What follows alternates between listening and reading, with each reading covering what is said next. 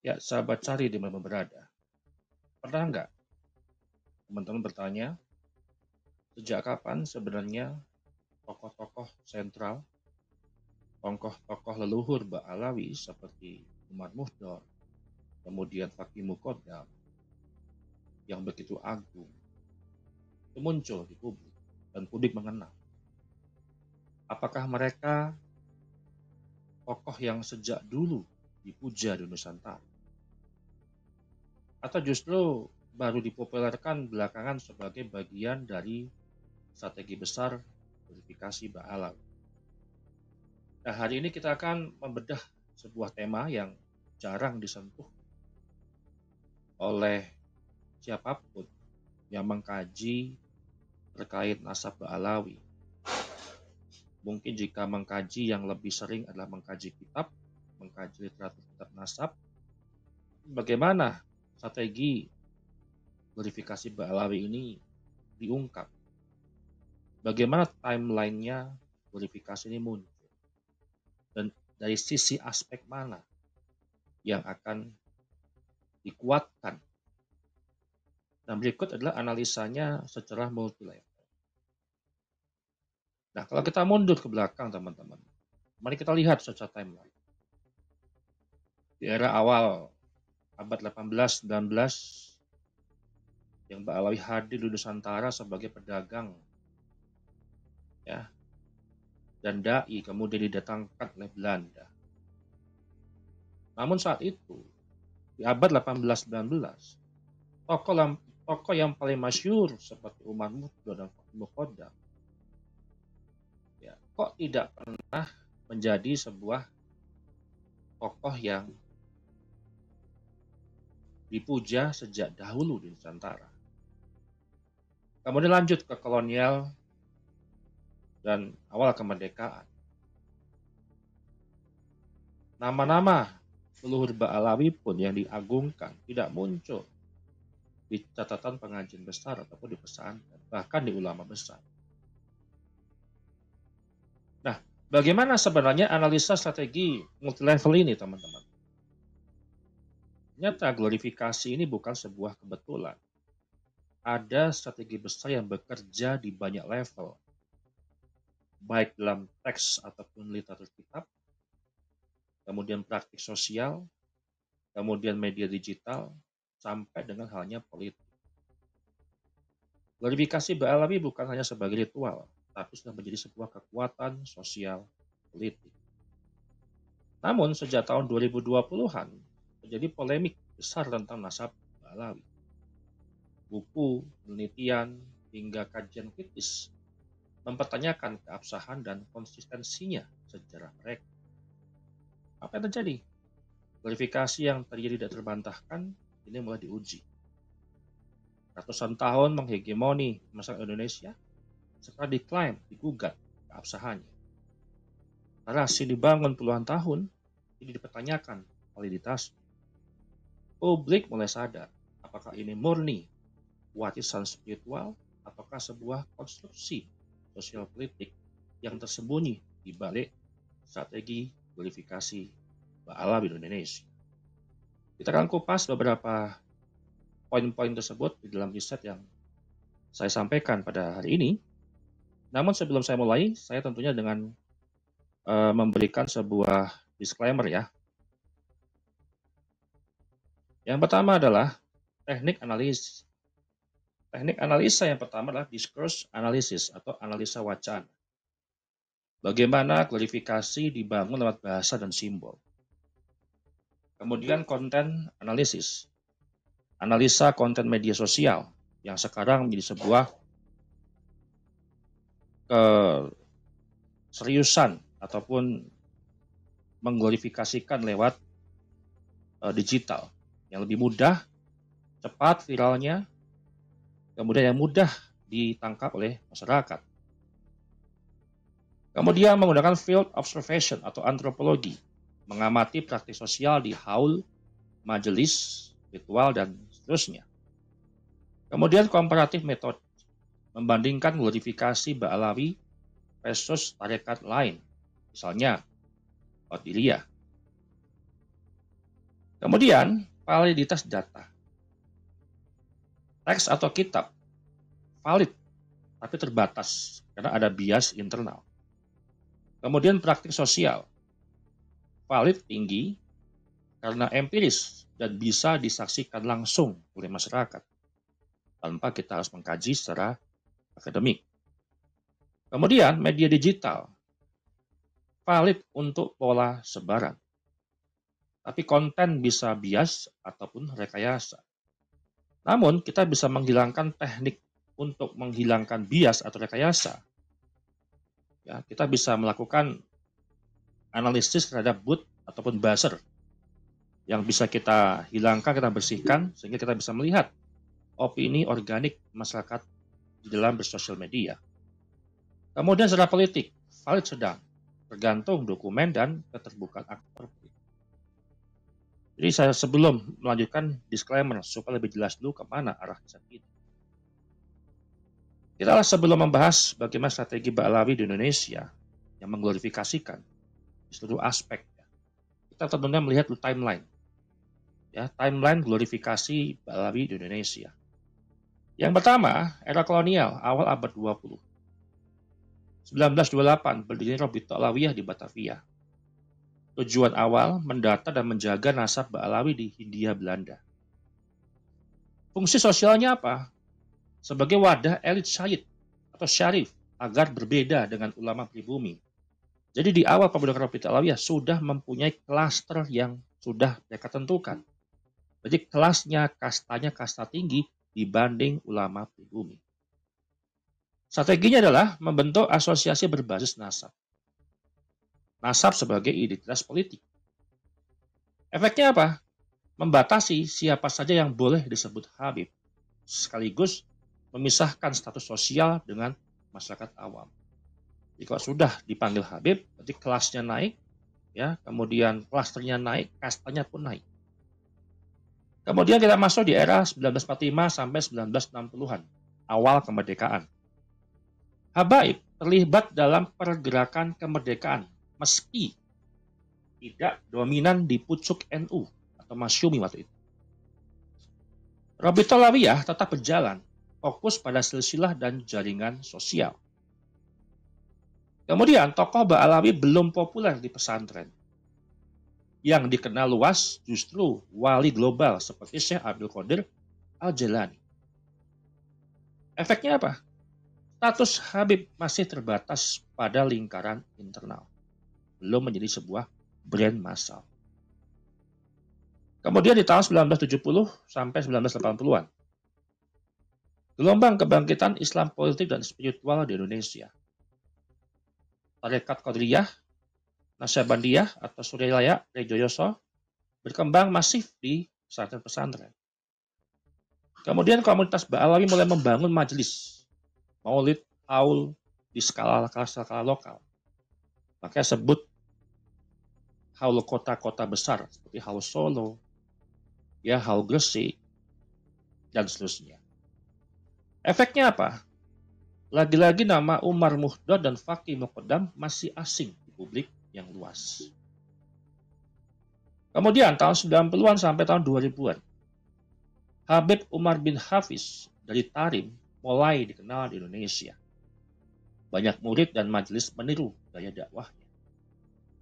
Kemudian Habib Rizik Syihab membentuk FPI tahun 1998, bertepatan dengan tanggal 17 Agustus, yang memberi wajah politik keras bagi Ba'alawi. Kemudian Majelis Taklim Akbar dengan branding Habaib mulai populer, maulid dan haul besar. Efeknya apa? Habib sama dengan simbol karisma baru. Mulai bersaing dengan sebutan kiai di ruang publik. Kemudian tahun 2010-an sampai tahun 2020-an, era media sosial, Habib Lutfi, NU, BPIP, branding Habib nasionalis dan penyejuk bangsa. Kemudian Habib Rizik membranding Habib pejuang syariat dan oposisi. Kemudian seperti Habib Jindan, Habib Bahar, Habib Ali Zainal, dan seterusnya, branding beragam karena populer, ras, dan spiritual. Kemudian majelis rutin di streaming via YouTube, IG, TikTok. pengikut semakin luas. Rabi Talawiyah juga aktif di FB dan IG. Untuk apa? Menjaga narasi yang resmi terkait nasabnya Ba'alawi. Efeknya apa? Glorifikasi Ba'alawi menjadi mainstream, menyebar luas. Masyarakat awam otomatis memposisikan Habib lebih tinggi daripada ulama lokal. Kemudian tahun 2020, era sekarang, era buzzer dan algoritma digital. Narasinya, siapa yang mengkritik Habib sama dengan anti Ahlul Bait. Disebarkan lewat buzzer dan algoritma baik di YouTube, Facebook, ataupun seluruh platform media sosial. Tokoh non-Ba'alawi yang kritis seperti kiai, akademis, dan aktivis sering dibungkam lewat framing kurang adab ke zuriyah Nabi. Majelis Habib lebih banyak jadi brand massal ketimbang tarekat Qadiriyah ataupun tarekat yang lain yang lebih sunni. Kemudian efeknya apa? Dominasi simbolik Ba'alawi. Glorifikasi sempurna dari nasab, spiritual, politik, hingga media sosial. Kemudian di sini saya memberikan sebuah analisa keras. Awalnya 1928 sampai 1970-an, glorifikasi Ba'alawi hanya internal, nasab dan asosiasi. Era 90-an mulai ekspansi lewat majelis akbar dan tokoh karismatik. Era 2010-an, media sosial menjadikan Ba'alawi sebagai brand religi nasional, skupnya nasional. Kemudian sekarang, glorifikasi Ba'alawi menjadi sistemik. Nasab, kemudian tarekat, kemudian media, kemudian politik dan ekonomi. Menjadikan mereka hegemon di ruang keislaman Indonesia. Itu kita lihat timeline ya, dari era kolonial sampai dengan era hari ini. Kemudian bagaimana analisa strategi glorifikasi Ba'alawi di Indonesia dengan kita melihat timeline yang sudah saya jabarkan barusan. Yang pertama, jalur genealogis, nasab dan kultus keturunan. Narasi utama Ba'alawi sama dengan zuriyah Rasulullah SAW. Strateginya adalah mempopulerkan istilah Habib sebagai status sosial keagamaan, status kasta yang paling tinggi daripada kiai-kiai pribumi ataupun kiai-kiai lokal. Kemudian membuat kitab nasab internal. Ya. Kemudian menggunakan legitimasi nasab untuk memposisikan diri di atas ulama lokal. Meskipun kapasitasnya keilmuannya berbeda. Efeknya apa? Publik diarahkan untuk menghormati tanpa perlu uji kapasitas ilmu. Kenapa? Karena zuriyah Nabi. Keturunan suci.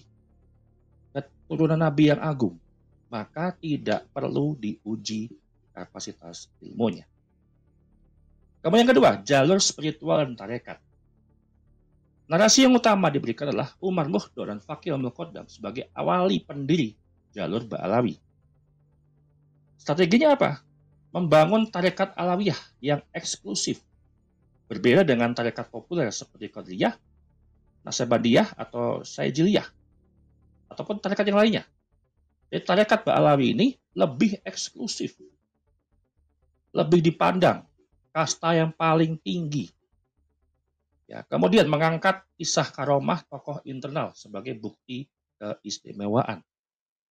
Kemudian menyebarkan manaqib dan zikir khas meski tidak dikenal luas di literatur mainstream ulama Nusantara.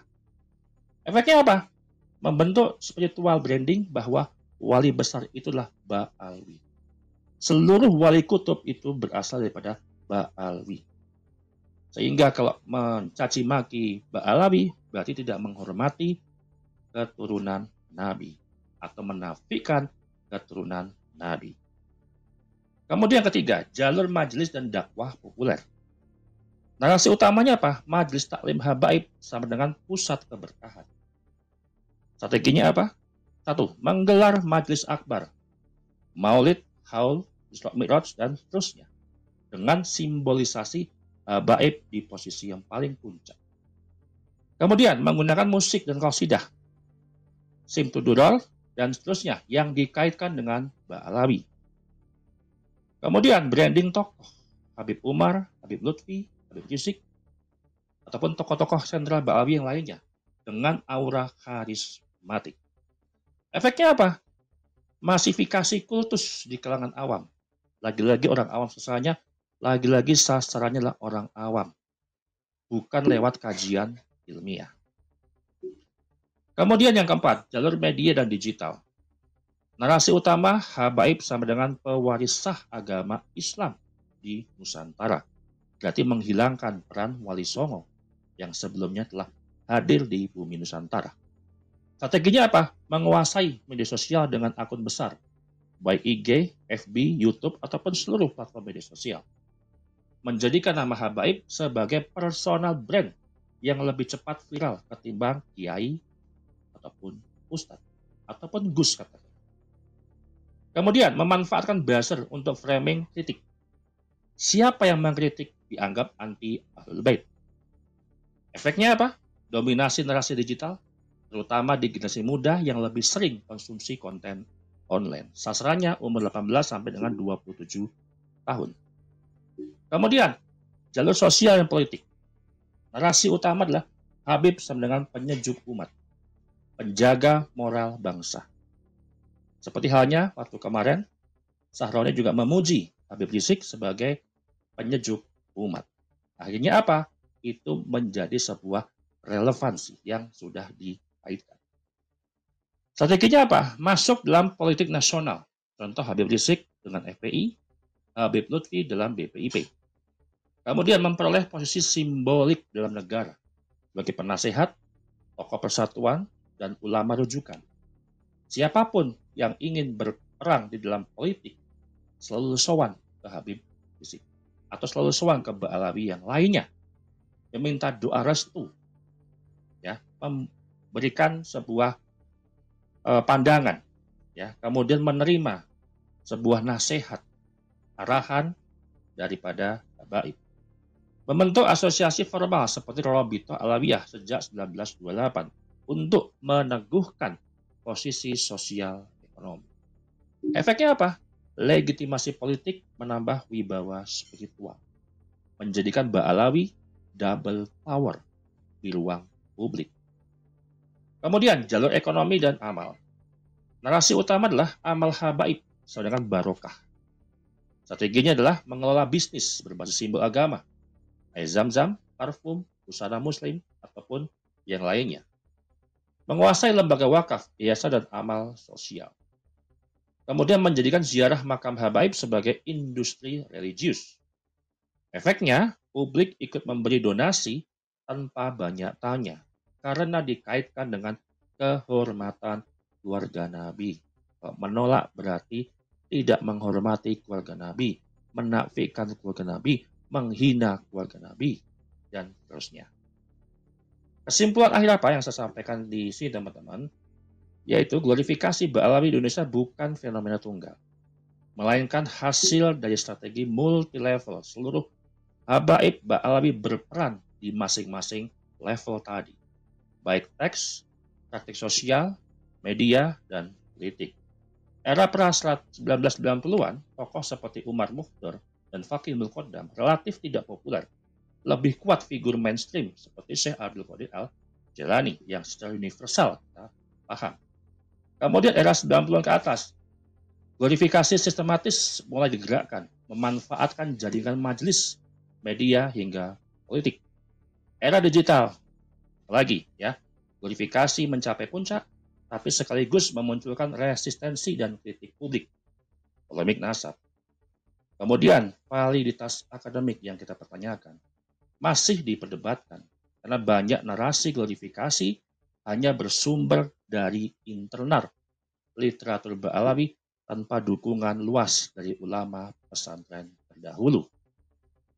Arah ke depan seperti apa teman-teman?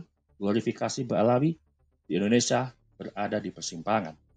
Apakah akan terus bertahan lewat politik dan media atau mulai melemah karena kritik ilmiah dan kesadaran publik? Demikian dari saya. Terima kasih.